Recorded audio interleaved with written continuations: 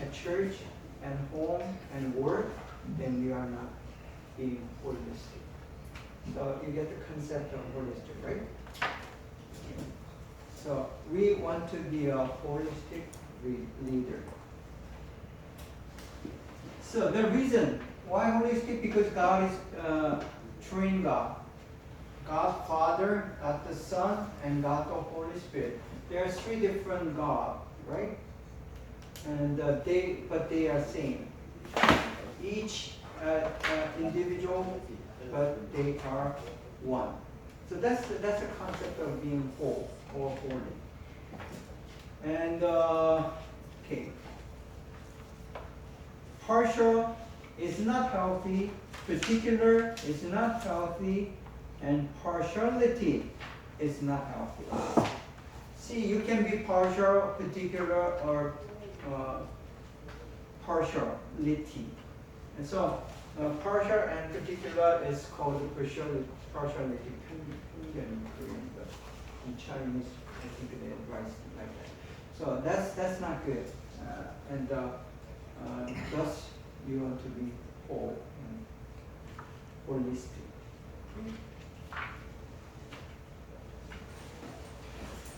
That ends, concludes lesson 2. Okay? And let's go to lesson 3.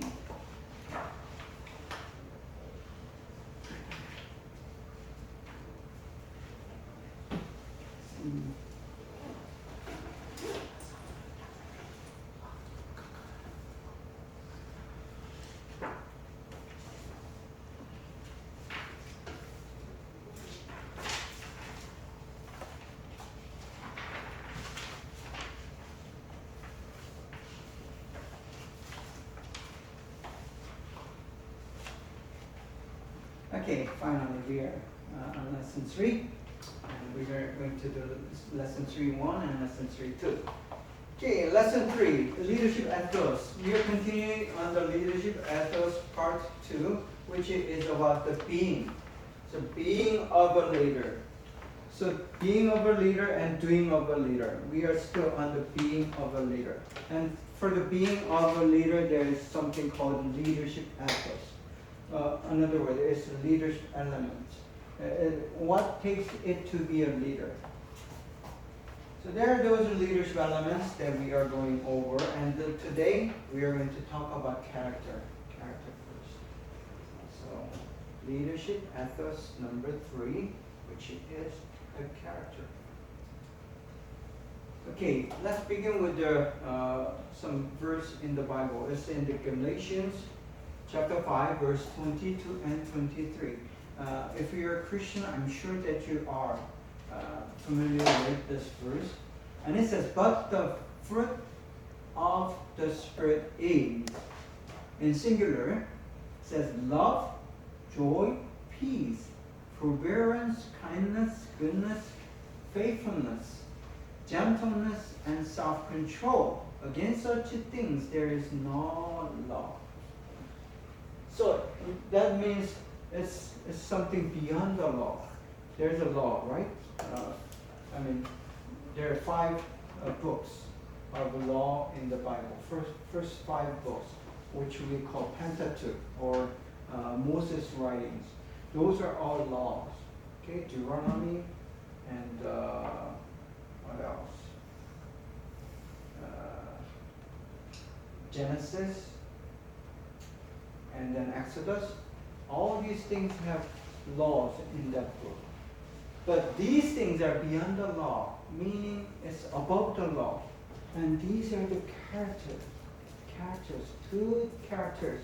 Or not just the good, these are the absolute characters that you need to possess as a Christian, as a believer. So if you're a believer, you are trying to have these characters. So these are what we are talking about, the characters, who you are. So when you see people, yourself and others, try to remember these. Try to remember these. Okay, Nehemiah. See, Nehemiah is one of those diaspora Jews who lived in some other country. He lived in Syria. And then this is what he heard. He heard that Jerusalem is all destroyed. All destroyed. They don't even have those walls anymore. So he heard that news. Very sad and shocking news. And this is what he did. And he said, when I heard these things, bad news about Jerusalem, I sat down and wept. He cried. And for some days I mourned and fasted and prayed before the God of heaven. So while he sat down, wept, and then for several days, he prayed to God. This tells about his character. No one is watching. No one cares. But he went down and kneeled down and prayed. This means his words and his deeds shows his character. So, this is not always true, but when you see someone's words, when you hear his or her words, and you see his and her behavior or works, how he acts or how she acts, then you can tell much about his or her character. See, if a person, shows bad words and bad actions, you can definitely tell that person is not good. But when a person shows a good behavior and says a good word, there are two possibilities. That he or she might be a good person doing good things. He or she might be a bad person but saying good things and trying to show good behavior. That's what we call hypocrisy. So don't be fooled by hypocrisy. But you can tell. If you watch a person for a long time, then you can certainly tell his or her character by the words and actions. So that's how you see. So Nehemiah, he just heard the news and he prayed for several days and then cried. So it tells about his character. Now, definition and concept. The mental and moral qualities distinctive to an individual. So each person has a very different character. See, character is a mental and moral qualities. A critical part of one's personality. So each of us has a personality, right? And there is a good personality, bad personality. And someone has this kind of personality or that kind of personality. That's called character. Character is different from one person to another. And there is a good character and there are bad characters. Of course, as a leader, you want to have good characters. So, and then defines the quality of a person. See, I just told you that. Provides a distinctive uniqueness. That's what the character does. So, we have several different people here, but we are different. None of us are the same. So that's the character. Okay, there are two core elements when you try to define the character. There is something called temperament, and there's something called traits. Some people do not use this word in this sense, but we are going to use it this way. So we define temperament as something that you are born with. As you are born, then you have DNA, right? And the DNA not only includes your biological information, but it has mental quality information as well. So you are born with a certain temperaments. And there is something called the trait. Trait are they develop as you grow up. So if you have a different environment, if you have a different house background, if you have a different education, if you have a different jobs, then your traits might be developing differently. So that's the traits. So there is something that you're born with, something that there is going to be, you're going to develop and add onto. So those temperaments usually does not change. It is difficult to change. And it's value neutral. So there's no good or bad temperament. Each has a different temperament. There's no good temperament or bad temperament. I mean, each temperament has a good side and bad side, but not all temperament. A certain temperament, you cannot say this temperament is bad and that temperament is better than this one. No, you cannot say that. Each temperament has a good side, positive side, and negative side. So that's how it works. And then traits is a developed character, and it may change. It may change. And if you have a bad trait, then you cannot work on it, and you can make it better, improve. So that's how it happens. There are good traits or bad traits. So if it's a bad trait, you can just throw it away and try not to do it more often, and you can develop a better character. So that's two main things in your character: temperament and trait. So related terms, no one is alike. Because God created in His likeness. God is million different, has a different elements in Him. So in His likeness, we are all different. There's something called personality, mentality, temperaments, traits, and virtues. So these virtues are value assigned. There's a word virtues. Virtues are value assigned to characters. So virtues are the good ones. Virtues are good ones. So if you have a certain virtue, it means that you are good qualities. Virtues are good characters. Okay. So personality may be neutral, mentality may be neutral, temperament neutral, traits neutral. But when we say virtue, that's good character.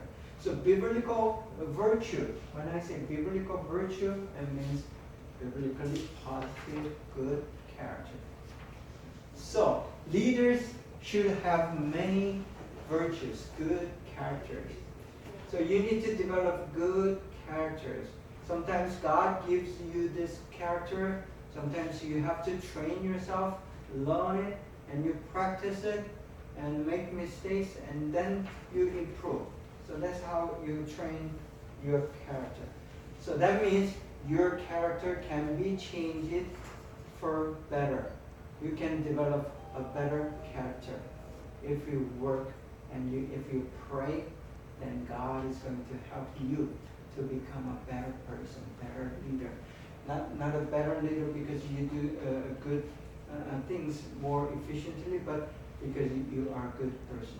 You earn respect. So that's the first thing in a good leader. Next, insights to a person. See, not only you should be, with a character thing, you should be able to say, my character is like this and that. So you should be able to explain about your character. That also applies to others. When you see this person and that person, you should be able to tell their characters. That's very important for a leader. Without knowing a character of that person, you cannot help that person, or you cannot disciple that person. So, or you cannot manage that person. If you are to manage that a certain person, you gotta know their character. So, insight to a person, how you analyze that person and how you evaluate that person is very important as a leader.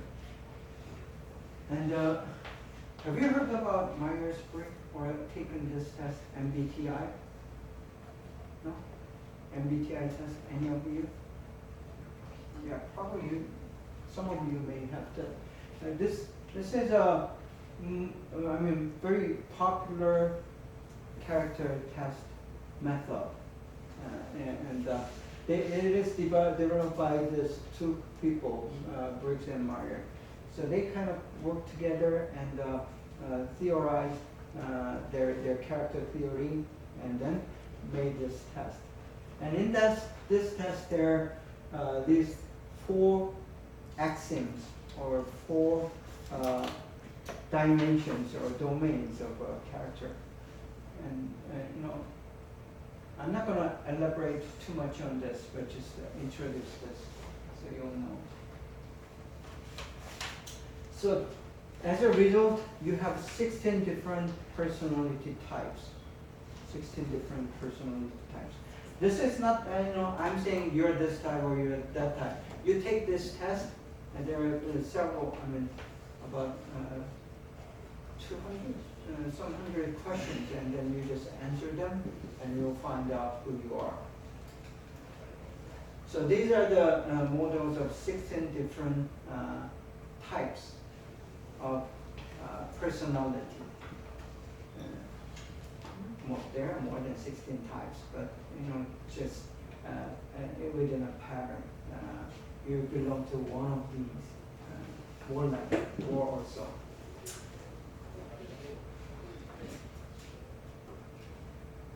So IE means introversion or extroversion. So either you're introvert or extrovert. You're outgoing or you're inbound. Okay? Intuition or sensing. Yeah, you can read in Chinese. Yeah. But many young Chinese are not able to read these old Chinese characters. Is that true? This is what I learned like 40 years ago, so that's old. And you guys use something that's more simple, right? But that's what I know. So either you're sensing or you have an intuition. And then you're thinking or feeling. This is easy. You're either thinking person or feeling person. There are people who say, I'm both feeling and thinking. And it can be. It might be possible, but most of cases, either you're a thinking person or you're a feeling person. Generally speaking, male, the men, are more of a thinking person, than a female are more feeling person. That's generally speaking. I don't want to be a male chauvinist or anything, but people say men are more thinking than women, and women are more feeling than thinking. So that's an example. What's the difference of the last one? Last one. This one. Intuition. Yeah, that's I'm also confused. Oh. Because they do not explain this clearly, so I'm confused. But as you see, that sensing is when you see a person, he or she wants to touch and feel and get to. And intuition is in your head, your imagination. So that's kind of different. So you imagine a lot, and if you know something, you kind of think about it, and that's that. And if you have to touch it, and let's say there's a car. Some people just watch car, look at it, and that's intuition. And if you have to drive it to know that car, then you are sensing person.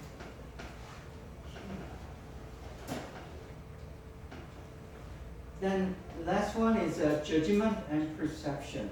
This is also a little confusing. some people are very judgmental. They analyze and they divide the things and they say this is good, this is bad. Okay? And perception is looking at as a whole, not analyze. So that's how I understand. But this is you have to kind of go and study this, and it's a little confusing for us because this is actually it's Western mind. Western mind. For us, Asians, it might be confusing. But if we talk this thing with Americans, they know what they are talking about. Okay, there's another theory, 4 human temperaments. This is ancient. It's 2,300, 2,400 years old. If you're trying to be a nurse or a doctor, then you know this name, Hippocrates. He is a Greek medical doctor, old doctor. And he had thought about human being. He think a lot, and then he came up with 4 different temperaments. We talked about temperaments and traits. So these are something that you are born with, and then he divided into 4 different temperaments. So that's how they write in Chinese, and in English, it's confusing.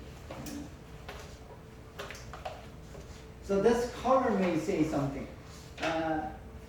Choleric is a theory, very, very short-tempered, usually, and very passionate, aggressive, acting. That's choleric. And sanguine, he or she is always happy, smiling, makes others happy.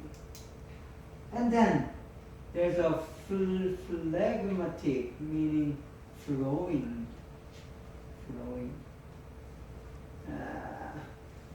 So everything is smooth, no worries, and everything's okay. Those kind of characters. And melancholy, easy. They feel not necessarily sad melancholy, but they just think a lot and love to be by himself or herself. So these are the 4 different temperaments which Dr. Hippocrates has suggested. Yeah, that kind of tells what it is. Sanguine, choleric, okay.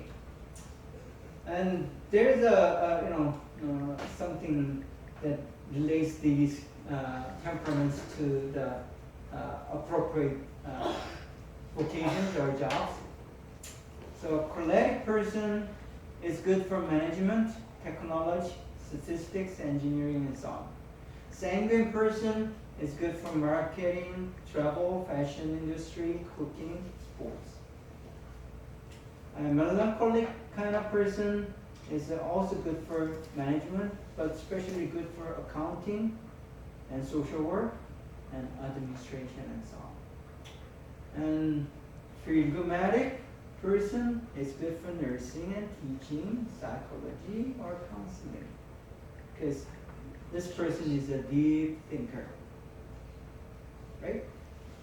So these are some examples.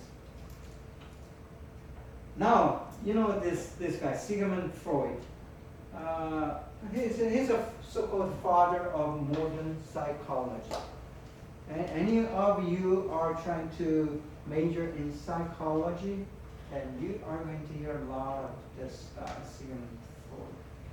And what he did is he tried to understand a person. And he said this: a person has something called unconsciousness, which rules. And you have consciousness, awareness, but there's something that is behind what you're aware or you're conscious about. So that's something hidden in your mind, and actually that's something that is controlling your behavior or your action or your decision. That's how he saw. And he also said about ego, something called ego. And ego is not just the selfishness, it's used hidden self. Hidden self. So everyone has a hidden self, and the job of a psychologist is try to uncover that hidden ego. So this is actually important for us Christian leaders, because I've worked with these young people, about 20, 25 in between there. And when you are reaching 20, 25, you are an adult. But you have a lot of junks or trash that you have to deal with. Because, 20 years is a short period of time. So if you have grown in 20 years or so, and if you especially have grown up in a bad environment, let's say broken home, your parents are divorced, and you have a lot of hidden things, hidden agenda, that's ego. And our job as a Christian leader is try to uncover, not just force it, but help them to take that out and release. So that's very important in your psychological counseling. So that's ego thinking and the sexuality. And he said, people are driven by sexual motive, which is true. Not the first motive, but it is very sometimes even stronger than your hunger, right? So the sexual drive, it makes people to make a wrong judgment. That's strong. So he said, you have to be careful to find out what the sexual orientation is, sexual motives are. So as he sees a person, he wanted to look at these things and try to uncover. So that's one way of understanding character of a person. So what I'm trying to say is there are different people, different theories about trying to understand a person. Because person is important. Without knowing a person, you cannot be a leader. You have to know about yourself, and you have to know about others. And you have to be correct, right. You don't want to make a mistake in understanding other person or yourself. If you make that mistake, then you are going to fail as a leader. That's for sure. So if you don't want to fail as a leader, even though you are not making a great success in function or production or the visible result, but that's a secondary. I'm saying that's secondary. Primary thing, most important thing is to understand the person and to be with that person, to try to help that person. If you want to do that, you gotta know that person exactly and balance as a whole. So this is a very important subject as a group. So that's why we are trying to go through this lesson. And leadership characters. You as a leader, there are certain characters that you want to have, you must have. See, these are the things. And so I'm giving you a parameter. Parameters are the standards. So, okay, we said that. I'll go quickly on. Whole human aspects, and a comprehensive, integrated, and acute. That's important. Acute diagnosis. You want to analyze acute, exactly what he or she is. Daniel. This is in the book of Daniel in the Bible.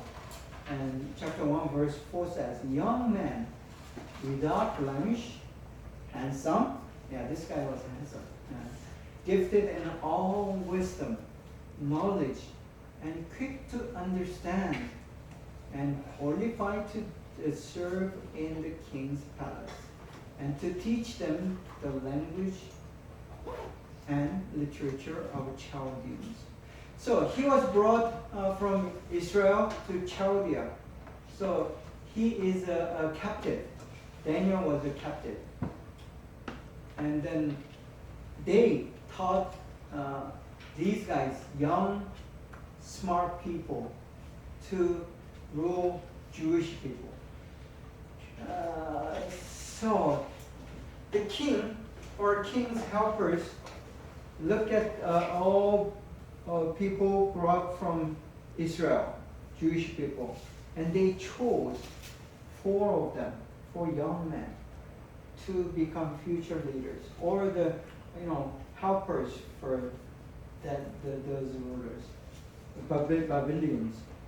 So here it says Chaldeans. So, and what they saw is what we are going to see. Look for in leader, and that's what it is. The red ones, handsome, without blemish. So our look, how you look, is probably important. And then what's inside is more important. Wisdom, understanding, and knowledge. And then also, is he or she functional? Is he can work? Is he or she can accomplish certain things? So that's the things they saw in a leader. Those are the characters. Okay, now, holistic person is a person has a spirit, soul, and body. All of us has spirit is a whole thing. Spirit is a whole thing. And the soul is somewhere here, I think, and the body. So some say spirit is right here in your heart. It's okay. It's true too. Heart, and then soul, and the body. So that's how it looks. Okay. Now. Okay, holistic person. A person has a wisdom, understanding, and knowledge. So this is what we call a qualifier. Qualifier and quantifier. Quantifier just say what it is. And then qualifier says how it is. So it's about quality. So wisdom you may have or you may not have. You may have a much wisdom or you may not have, you may have a little wisdom. So that's the difference. So that's qualified. Knowledge, you have a lot of knowledge. If you are educated more, you have more knowledge. But that doesn't mean that you're wise. But knowledge also you can qualify by quantifying. Then understanding. Understanding, you may have deep understanding or you may have shallow understanding. That's qualified. So what do we want in a leader? We want to have a much wisdom. We want to have a deep understanding. And we want to have a right knowledge. Okay? So there is a good knowledge and bad knowledge, and right knowledge and false knowledge. But we want to have a right knowledge. Holistic spirit. Okay, spirit and your heart. In heart, there is 3 things: your faith, your love, and your hope. Okay, I'm not going to be elaborating on this because you can read this in the Bible. But these are 3 major elements that qualifies your spirit. So when we talk about someone's, if this person, whether we say, is this person spiritual? I mean, it can be many things, but when in a Christian circle, in a church, when we say whether if this is is this person spiritual? Which means, is he graceful? Is he has a lot of love? Is it that hope in coming kingdom in Jesus Christ? So this is the question. And if answer is yes and yes and yes, then that person is spiritual. If answer is maybe, then he's not so spiritual yet. So this is how we determine whether this person is spiritual. So the question that I just said, you can ask yourself. And to be a good Christian leader, this is a must. That's the first thing. Without this, other things, that doesn't really count. Holistic soul. Soul is a cognitive, affective, affirmative. It's a difficult way. I mean, we did this last class as well. The cognitive is knowledge and knowing part. And then affective is a feeling part. And then affirmative is a willing part. So willing, feeling, and knowing. So that's what your soul is. And in this doesn't have to be a Christian. I mean, no, Christian has to be spiritual. But if you're not a Christian, you don't have to be spiritual. I mean, you can still be a leader. In a company, they don't require you to be spiritual. But in a church, yes, you need to be spiritual. But if you're a leader in a company, you still want to have this right holistic soul. So you got to know what you're doing. You have to feel about some others' pain and trouble. You have to make decisions and go about it. So that these three things are very critical, important matters, characters for a leader. Okay, for body, what matters in modern society are these things: gender issues, and then age, and ethnicity. Racism is still an issue in America. I mean, they say they are equal. All Americans are equal. If you're from just like us, Asia, you're like a second class or third class citizen in America still. I mean, that is true. You have to be white to be considered proper, good citizen. And I want to be politically correct, but what we see is what we see. There's a glass ceiling according to your race. And the gender, still, many Asian culture is male dominant. So the father or the son has things to say in a family than a daughter or mother. So that's what it is. And the age, still in Korea, if you're older, you are respected automatically. So that's still a thing. But these are the issues that has to deal with the body. Holistic leadership character. So this is how we are going to see a person development. You want to develop your being, your doing, and dealing with the work and dealing with the people. So as a result, and you want to become more like Christ. That's a biblical leadership. And in just secular leadership, you are becoming more like your boss or the respected CEO or something like that. Okay, again, your being is decided by your character, your value, your motive, and your attitude. So what does it say about you? What is your motive as a leader? what is your value? What do you value as a leader? And what do you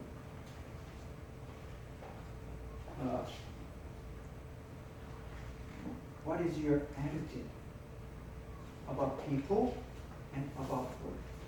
That's a very important, that's a very important question. Ask yourself, your attitude about people and work is not passionate. If you're not committed, you're not loving that work and that person, then you are not going to make a successful leader. See? And your motive, your character, these are the important, most important things to become a leader. So that's not only how you're going to see yourself, but think of one of your students, your disciple, he or she, and try to see in these categories. And then you will exactly know what you need to work on that person. See? That comes from like a 30 some years of my experience as a young people minister. When you're working, older people, these things doesn't really matter. They don't change. They don't change. No matter what you do, they don't change. They take that much. But young people, you put the energy in, then you have that much outcome. That's why I love to work with younger people, because it pays to work with them. So look at these things and try to find their weakness, and try to strengthen their weakness with your talent, your time, your efforts, and you are a leader, good leader already. It doesn't matter, the result, the outcome, it has to do with God. You put that much effort, but sometimes you have that small fruit. It's not because of you, it is because of that person and how God deals with that person. So you're not responsible for the result, but you are responsible for your effort. If you do the best effort that you can, then you are okay. What is leadership character? Again, doing. Doing has to do with the work and people and your words and deeds. So someone's words and deeds, that's doing part. Doing part, not words and deeds. Like I said, it doesn't always reflect the person's character, but if it's a bad one, yes, that reflects that person's character.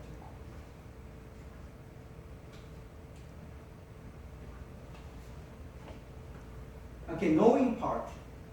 I said there is, for the soul, there's a knowing, willing, and feeling, right? So about knowing, you have to have a knowing of information, knowing of experience, knowing of thoughts. Then feeling, emotion, traits, and something else. I'm still working on this.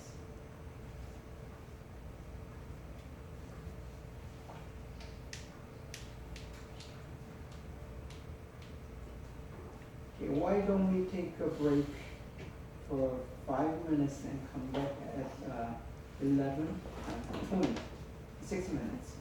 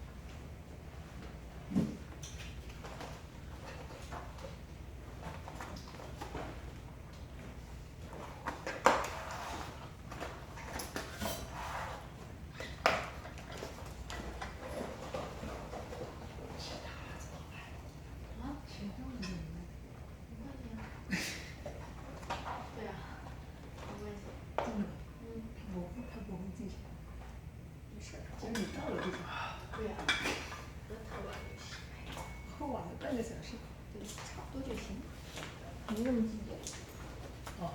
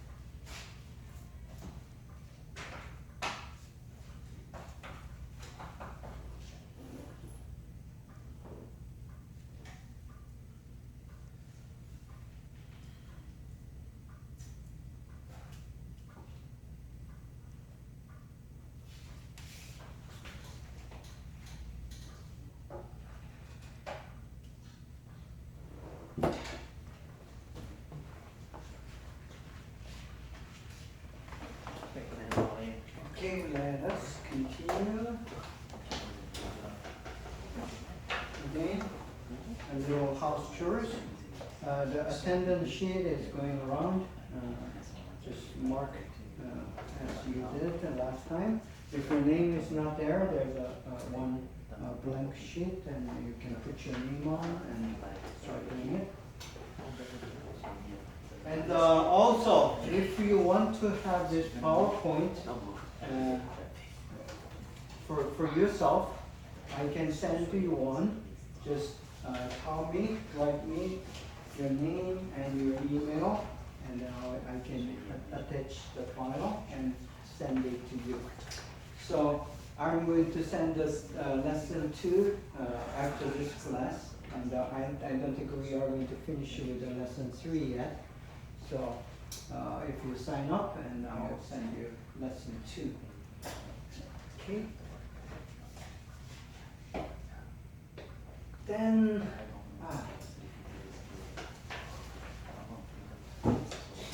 you may not like this, but I have a little quiz to take, and it's also count as a 1% of your grade. So just write your name and do best as you can. You don't have to be perfect, but it is important to just take the test here and think about it.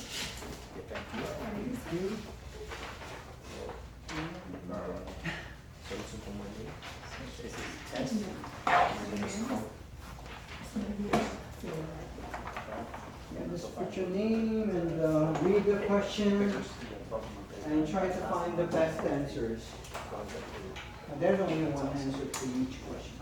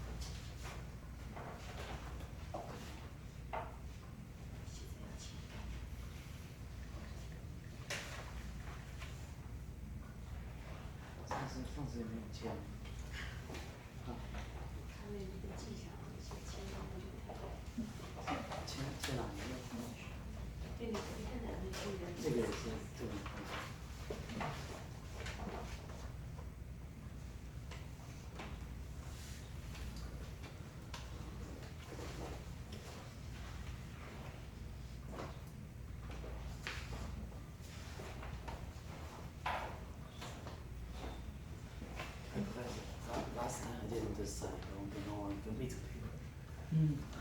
Last time I didn't decide. Oh. I don't know this picture. It is on my. Oh, that's yours? Yeah. Last time I didn't sign this. Mm-hmm. Yes. Okay. Now sign now. Yeah. Sorry about that. Mm-hmm. Just say yes. Only one paper. Mm-hmm. So everyone signed? No, I don't.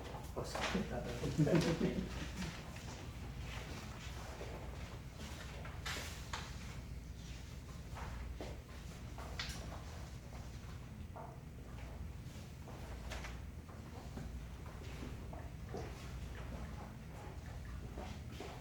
It's easy enough, right? Too difficult?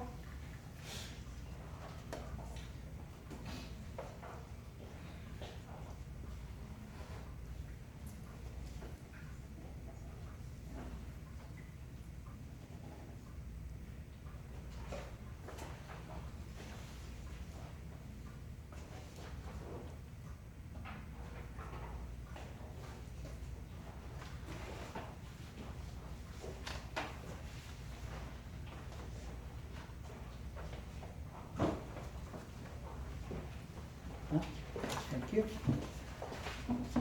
Okay, let's go over the question.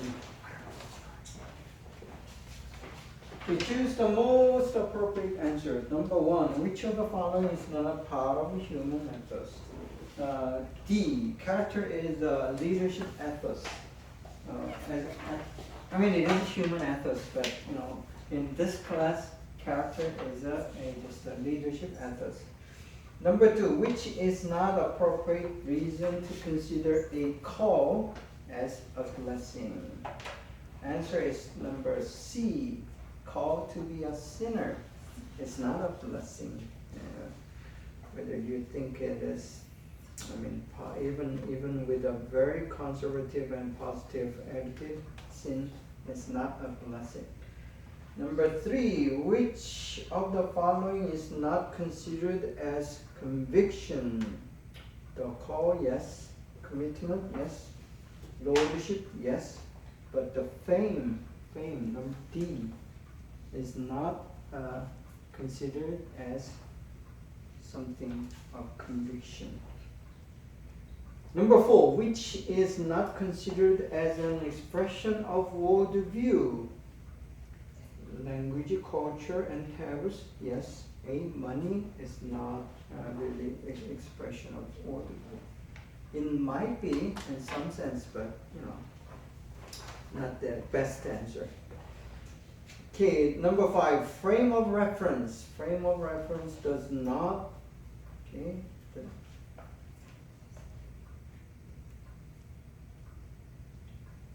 connect your stories. C. Okay. So you may return these in the last quiz to me. So I'll have those on file. And if you forgot to bring your last quiz, please bring it next time. So I want them have in the file. Okay? So just send it to the front. Thank you.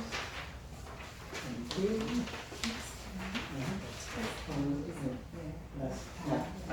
Last time.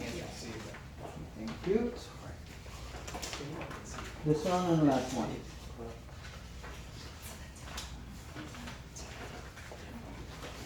Okay.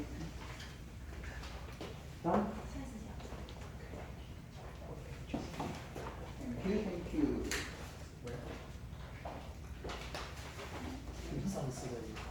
And today's? All right, let's continue with the lecture. Now, this version that I'm going to tell you is my version. So leadership character, leadership trait. I'd like you to remember these. There are three of them. One's relational, one's functional, and one's common for both relational and functional. So there's I say being and doing, right? Being always expressed as doing. And your trait, your character, it has to do with the person. It has sometimes to do with the work. So if it has to do with the work, we call it functional. If it has to do with the person, we call it relational. And if it has to do with both person and work, and then we say common. So let's begin with the relational trait that helps a leader. So either you are going to be one of these. I mean, maybe some little of both, but you know, you incline to this or that. And the first one is either you're going to be an active leader or passive leader. There's no good or bad on this. You can be a passive person as a leader, and you can be an active leader. So it depends on who you are. So think of yourself, because this is your exercise. Okay, today's personal exercise. Thinking, am I active person? Am I a passive person? Okay. So who do you think you are Active. I'm an active person. Please raise it. Good. Good. So I'm rather a passive person, passive leader. Neither? I don't know. Okay. You gotta decide. I mean, you gotta know yourself, because without knowing yourself, you're not gonna be able to, discern others. Okay. Okay, your relationship with the person is deep, and your relation with the person is shallow. Either one of this. Usually people think a deep is better, but not always. You can only go deep with the one or two person. You cannot go deep with every person that you see. If that doesn't happen. If you do that, then you're gonna go crazy. So, but generally speaking, I rather go deep with the just few people, or you say I'm gonna go shallow, but with the many people. So your relationship type is different, right? Some people go deep with just few people and make a close circle of friendship, but there are people who wants to know everyone, right? But they never go deep with any of those. So you have either deep or shallow, broad or narrow. So who you are. Talk to yourself and answer. Ask yourself, am I a leader who goes deep or goes shallow? But if I'm shallow but I go broad, I'm deep. Because I'm deep, I go narrow. Then next, some people keep the relationship long term. They like to keep, years and years of a friendship. But some people don't go that long.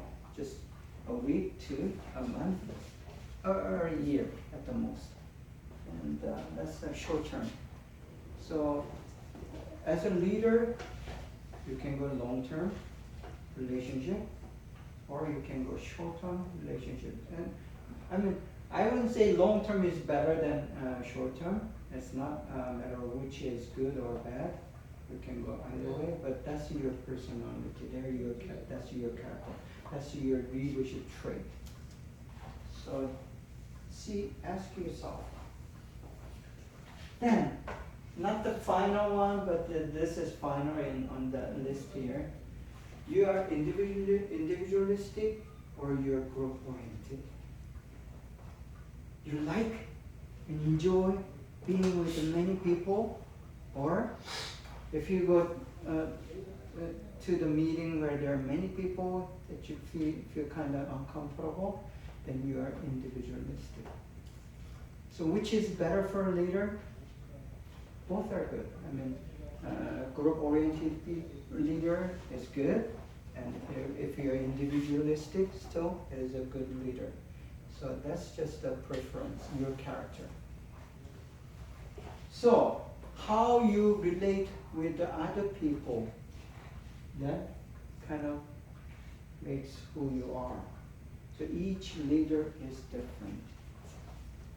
You can go deep, long term, and you can be individualistic. But you are individualistic, but you want to go with the many people shallow. That's your type, your character. So it doesn't matter. So the exercise today is to answer each question and decide who you are. I mean, know who you are. You don't have to decide. You know who you are, right? So think about this. And if you're thinking and making and saying answers, then you are doing today's exercise, and I'm sure that you marked today's exercise. Yes, so you got that 1%. Next, leadership traits or character, functional.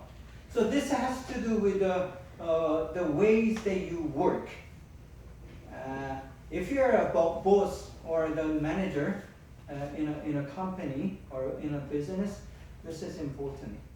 Not only for yourself, but you can tell about your employees. Okay? This employee, he or she is this kind of person. That's why he or she is doing this. So this helps to understand your workers, your employees, or yourself. You can be analytic or comprehensive. Asian people, if you're educated in Korea, China, Japan, I don't know about other countries, but those 3 countries, you are more asked to be comprehensive than analytic. And if you're studying in America, you are asked to be more analytic and comprehensive. But that doesn't change who you are. So you can be very analytic, looking into details and minding details, and try to divide the things and divide the words and see which part is where, and that's analytic. And you want to come up with a big result, and then you want to see the whole picture. You want to combine the things and come up with a larger plan, and then you are more a comprehensive person. So you can be analytic or comprehensive. So ask yourself who you are. Then, process-oriented, result-oriented. Many of us who've been raised in a very competitive culture, taking college entrance exams, you have to be very competitive to enter a good school. And then you are more of result-oriented culture. And many of us Asians, we are result-oriented. But that has to do with a Confucius ideal. He taught about getting the result. But you can be more process-oriented. Result comes out as the consequence of your process. So even if you do a good process, sometimes the result cannot be that good. So that's why it can be either process-oriented or result-oriented. Then, fast pace or slow pace. Many of you guys know Korean word 빨리빨리. Because Koreans are faster. They want something fast. If it comes slow, they get mad. So Korean culture is very, very fast-paced culture. Compared to Korean culture, Chinese culture is much slower, slow-paced. To me, at least, it feels. Nowadays, it's not that Chinese even they want to be faster and faster, but compared to Korea, they're still slow. So these are like a comparison. So you can be a slow-paced person, you can be a fast-paced person. Which is better? Both are good. It depends on who you are. So. Then, simplicity and complexity. This has to do probably something with analytic and comprehensive.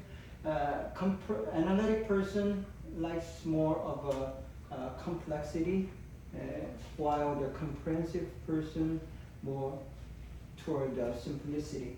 But there are people who want things to be simple.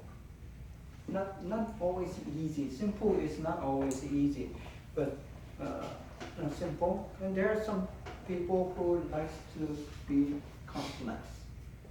So, which is better? Both are same. There's no good or bad on these. Then effectiveness or efficiency. Effectiveness and efficiency are two important key words in economy, right? And sometimes if you choose efficiency, then effectiveness, you lose, and the other way around. So if both goes at the same time, that's fine, but usually it is not the case. If you choose one, you have to sacrifice the other. And there is a personality who goes after effectiveness. You have to see the result right away and fast, and then result kind of satisfies you because you've been very effective. Efficiency also may satisfy you more than effectiveness.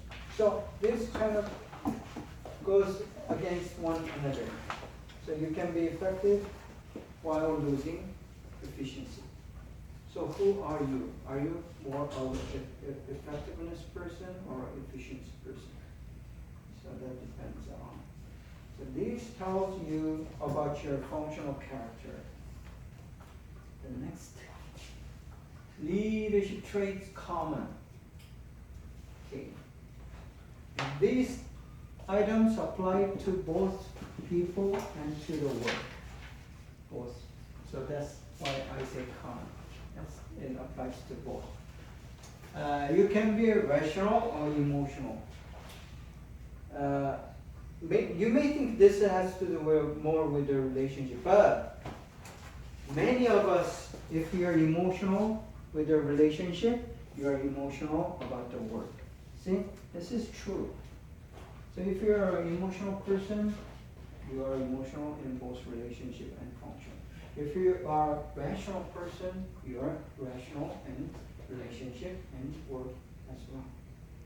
So you can be rational, emotional. So rational person, more of cold. Emotional person, more of warm. So is cold better than or worse than being a warm person? No. This is just a trait. You can be a warm person, you can be a cold person. Doesn't matter. Which is it better? You cannot say that. You may like emotional person, you may like a rational person, but that doesn't mean that emotional is better or worse. Then macro perspective and micro perspective we have discussed just a few minutes ago, right? And usually the analytic person is more of micro perspective. And the comprehensive person is more of a macro perspective. Not always, but its tendency is. Then creative and conforming. This, many think that at least in America or in art, it is better personality or character to be creative. But in real world, we need both. There has to be a creative person, there has to be a conforming person. Conforming persons are people who just follow instructions, do the same routine, and they feel safe when they do the routine.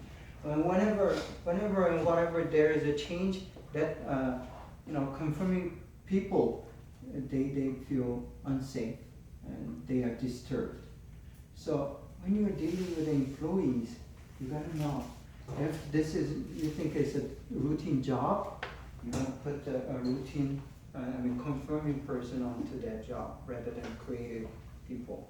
Creative people, they make mistakes. They want to take a risk. So they make mistakes, and you gotta understand that mistakes are coming out of their creative nature. So don't just scourge that person, but try to encourage that creativity rather than saying don't do that. So that's how your leadership works toward these two different type of people. We need both creative and confirming people in real world. Yes, we do. are those who are conservative and those who are very radical. Creative people tend to be radical, but not always. Not always. So radical person drive toward a change. They like to have new things, new situations, and new items and new experience. And if you're in a food industry, this radical person always try to come up with a new kind of menu and recipe. And if you're a conservative person, you try to stick with the old things and try to keep that as it is. And then they put their effort on trying to keep it, manage it as it is. So then, spontaneous and thoughtful. It goes with the relationship as well. Some people fall in love so fast and easy, and that person is spontaneous. Some people think over and over again and need to get to know that person, so they don't propose, and then they lose the loving people. I mean, they don't get easily get married. So that's kind of personality. Spontaneous person, they react to the situation, the problems fast enough, and then even if they make a mistakes, they try to deal with the issues. The thoughtful person, usually they are slow to react, and they lose the critical timing. So it always works good and bad. We need both, a spontaneous person and thoughtful person, deep thinking, and have to process everything and say yes at the end, and then they act. That's a thoughtful person. Spontaneous person first act first and then think later. So that's kind of a different personality or the character. So, I mean, see, these we discussed only 15 items. There are many more, but probably these are some critical elements determining who you are. So your leadership character makes your leadership characteristic or your leadership style. So it's very important to know who you are. So your character is your leadership style.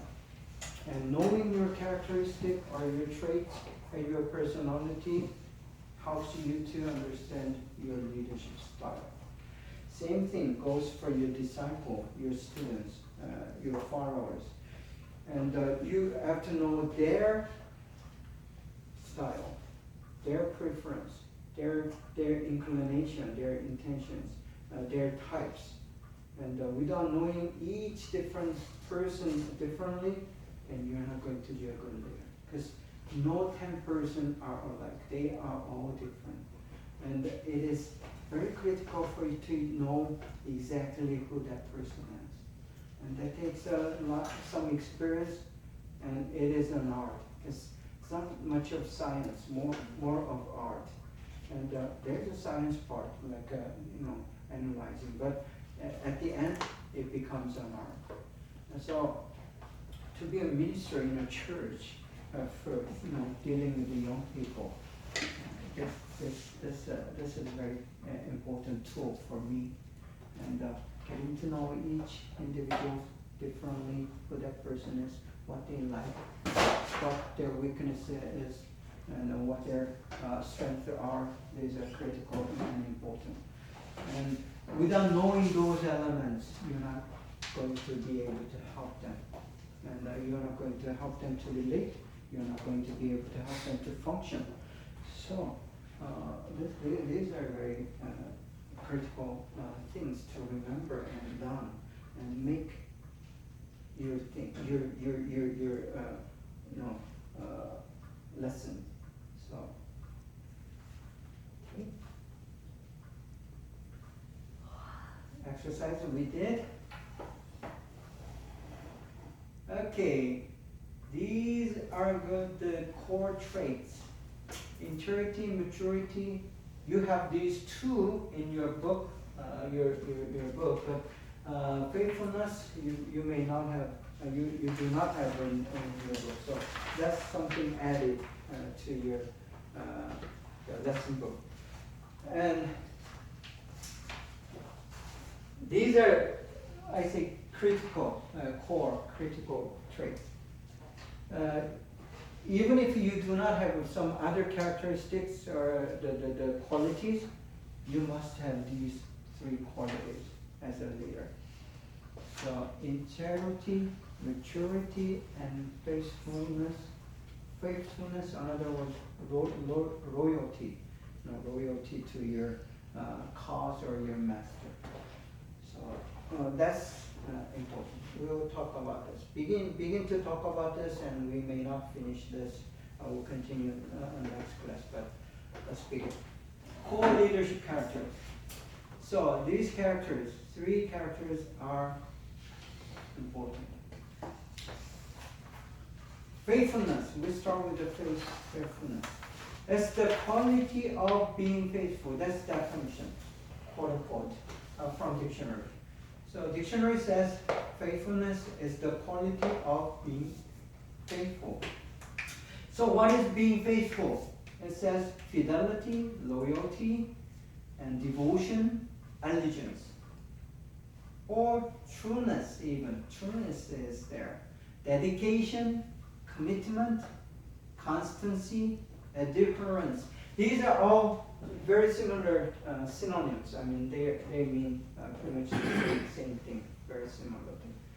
So to be loyal, to be faithful, to be dedicated, that's the major quality for a leader.